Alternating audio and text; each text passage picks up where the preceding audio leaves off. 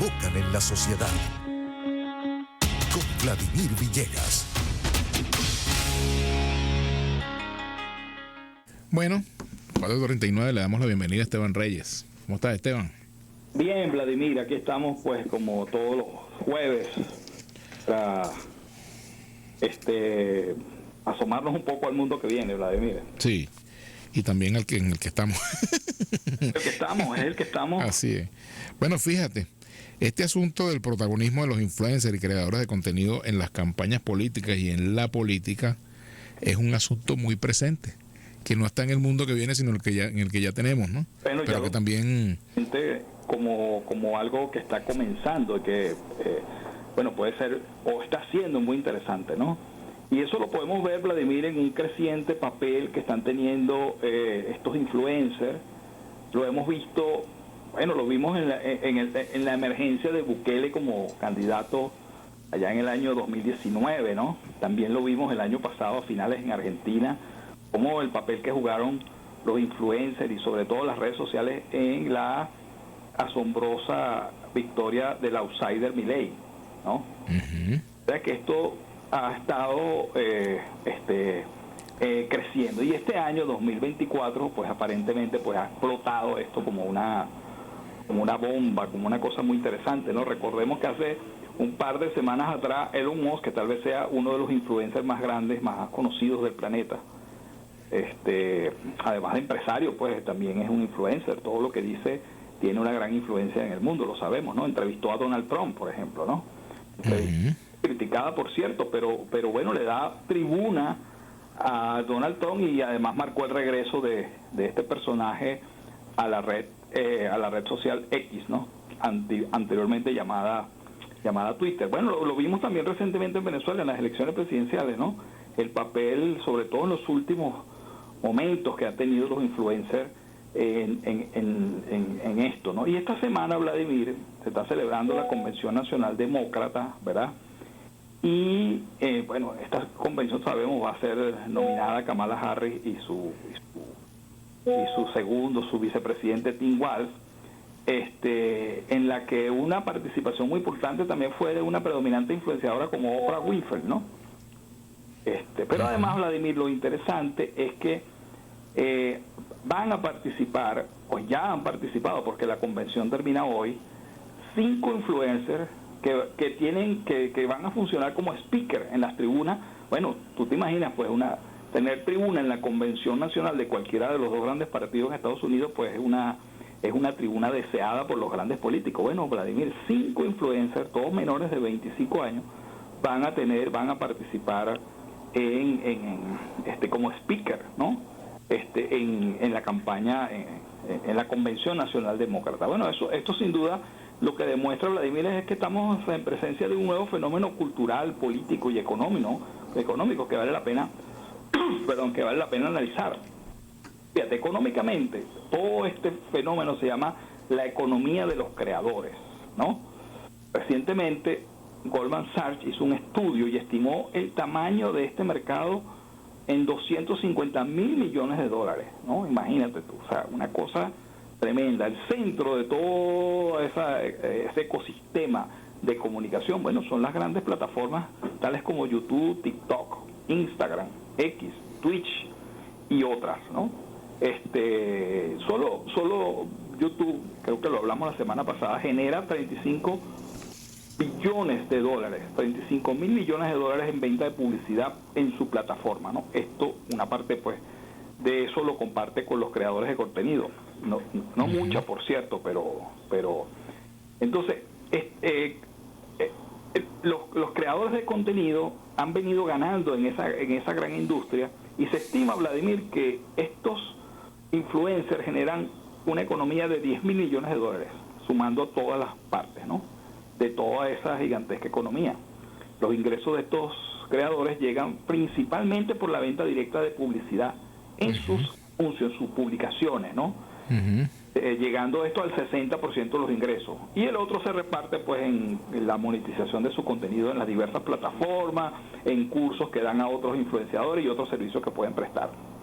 De esta manera, pues, podemos ver, Vladimir, que se ha configurado así de la nada, cuestión de 5 años una tremenda industria de comunicación que, bueno, está desplazando completamente al... Ahora, fíjate, la influencia que esto tiene en la política, tú lo citabas muy bien al comienzo de nuestra conversación, Esteban, y es importante verlo, porque, por ejemplo, el presidente Maduro dijo que ya prácticamente el liderazgo político venezolano no existía y que lo que existían eran fascistas e influencers en materia de oposición, por ejemplo. Bueno, Vladimir, o sea, imagínate, claro, cuando tú, digamos, pones esto en el campo ideológico, cualquier cosa puedes decir, porque ya sabemos que estamos viviendo en este mundo de la posverdad, en la cual los hechos no importan, lo que importa es lo que yo quiero mostrar, ¿no? Entonces, en ese sentido, fíjate, podemos decir que toda esa industria, ahí hay de todo, Vladimir, esto se está configurando como un nuevo movimiento, ahí hay gente que está haciendo un trabajo muy serio de comunicación, que entrega contenido, que presta un gran servicio de comunicación, pero también hay un montón de estafadores y personas que, bueno, que venden un discurso de odio y de división en la sociedad. De manera que ahí hay de todo, ¿no? No podemos mezclar una cosa con la otra. Y yo creo que eso es importante. También hay un montón de estafadores, Vladimir, que han vendido sectas que son bueno, coercitivas, que capturan a la gente vendiéndole un paraíso, etcétera. Muchas denuncias de esto, ¿no? Y al final pues termina estafando a la gente. Y también, bueno, recientemente también en América Latina se conoció el caso de una estafa de criptomonedas. Así que ahí hay de todo. O sea, ciertamente no podemos nosotros meter la mano por simplemente estamos mostrando el fenómeno. Y lo cierto es que hay muchos influenciadores, muchos influencers que son serios, que hacen un gran trabajo y que están prestando un servicio a la comunidad. Yo creo que como tú, por ejemplo, lo estás haciendo. Entonces no podemos mezclar una cosa con la otra, Vladimir. Sí, claro, va a ser una cosa es periodista, otra cosa es influencer, son digamos, quizás enfoques distintos, ¿no? Porque hay una responsabilidad en el periodista que no la tiene el influencer, quizás, o el pero hay periodistas, o el TikToker. Hay periodistas que tienen sus canales e informan, y dan un servicio en ese sentido. Claro. Y hay otros, pues, que se dedican, por ejemplo, a cosas de entretenimiento, que eso no lo podemos llamar. Que tampoco se puede estigmatizar eso, ¿no? Claro, pues, si enseñan chicas que enseñan a pintarse a otras chicas, eso no tiene nada de particular de pecaminoso, ¿no? No, por Dios, que va a tener. Pero sí hay, bueno, hay otras plataformas que generan discursos de odio, que venden teorías de conspiración y ya son, pues, probablemente parte de laboratorios que buscan, pues, otras intenciones que no es la intención de comunicarse y de ganarse algún dinero haciendo trabajo de generación de contenido. Ahora, fíjate, yo estaba viendo unos números en estos días sobre Venezuela, sobre el consumo de las distintas redes sociales, y me llamó la atención que X aparece muy bajo como red en Venezuela, ¿no? Sí, no, y en el mundo, Vladimir, en general, en el mundo, X no es una red social masiva, ¿no? Es decir, vamos a hablar de 300 millones de usuarios únicos, es decir, que se conectan con frecuencia, mientras que redes como Facebook, como Instagram, tienen más de 1.000 millones de usuarios. Entonces, y la que aparece con mayor cantidad de usuarios, bueno, es la de WhatsApp, que es, bueno, yo no sé si es exactamente una red social o no, pero evidentemente es un sistema de red, ¿no? Claro, un sistema de comunicación ya, digamos, personas que se conocen, etcétera, grupos que se crean, etcétera. En el sentido amplio sí se puede considerar una red social, pero fíjate que no ha podido Facebook monetizar el servicio de ninguna manera de WhatsApp. WhatsApp sigue siendo gratis y no recibimos publicidad por WhatsApp. El único ingreso que tiene WhatsApp es cuando vende las cuentas corporativas para que las personas usen WhatsApp, digamos, el WhatsApp de la empresa, ¿no? Pero esa es la característica particular de WhatsApp. No ha podido la gente de Facebook conseguir un proceso de monetización de ese servicio. Claro. Ahora, en cuanto al desarrollo que esto puede tener en el futuro, todo este cuadro de hoy, por ejemplo, bueno, vemos ahora de nuevo, vuelve Donald Trump a X, hay una alianza entre Trump y Musk, por ejemplo. No, es que yo creo, Vladimir, que esto tenemos que enmarcarlo en la tremenda, vamos a decir, la tremenda contradicción que vive hoy el mundo, que es esta lucha entre la democracia y la autocracia, ¿no? Esa es la contradicción. Sí, ese es un problema muy mundial.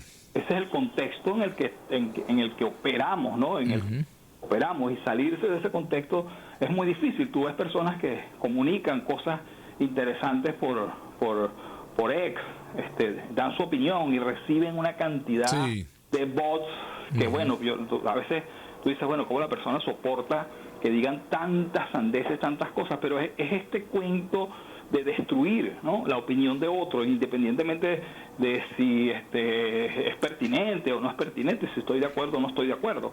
Y eso lo vemos porque todo se enmarca en ese gran debate global entre la democracia, ese ataque que tiene la democracia en el mundo, y que lo vemos, y bueno, nosotros aquí en Venezuela estamos en el medio de ese combate.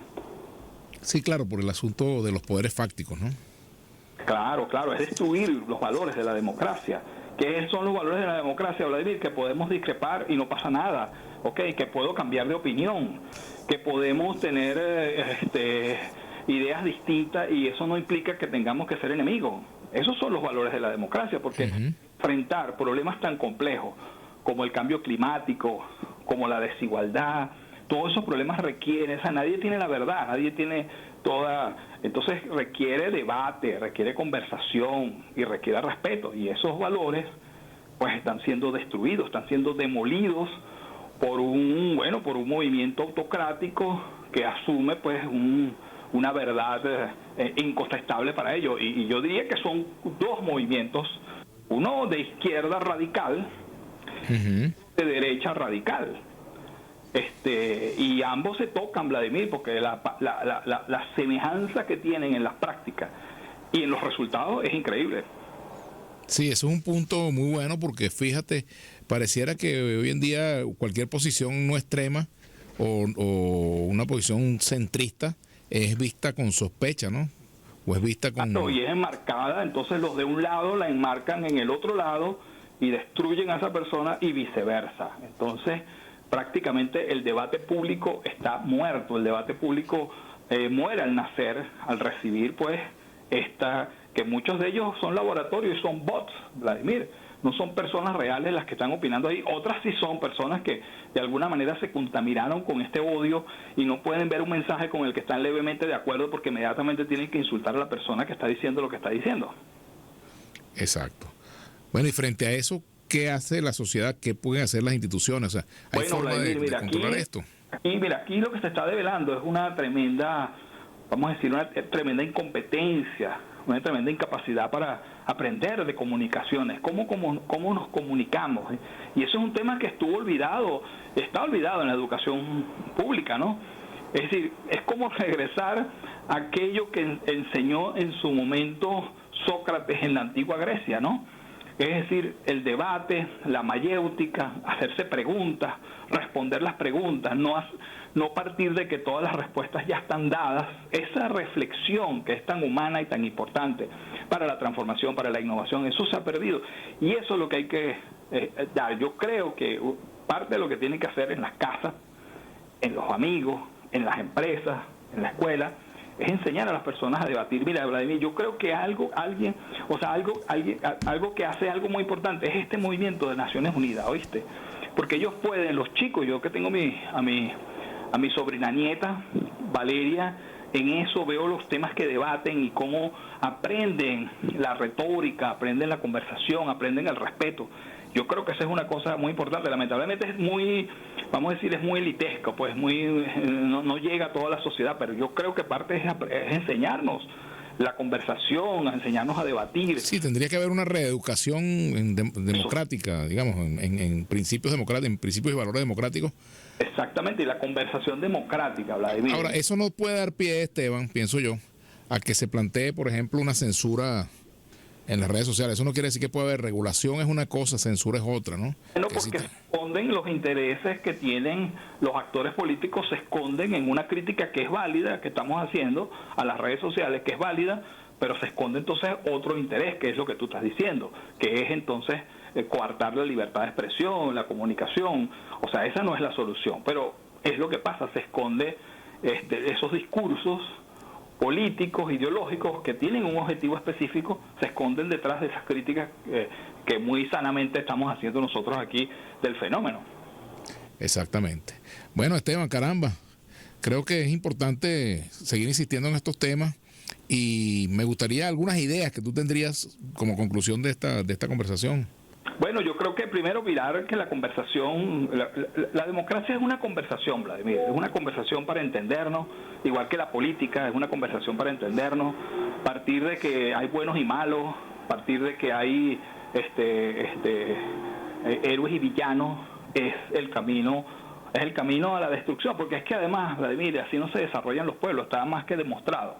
Y yo creo que la reflexión es esa, es recuperar el carácter civilizatorio de una buena conversación, de un buen debate. Excelente, así es. Bueno, Esteban, caramba, te agradezco muchísimo. A tu orden, Vladimir. Un gran abrazo, Esteban Reyes.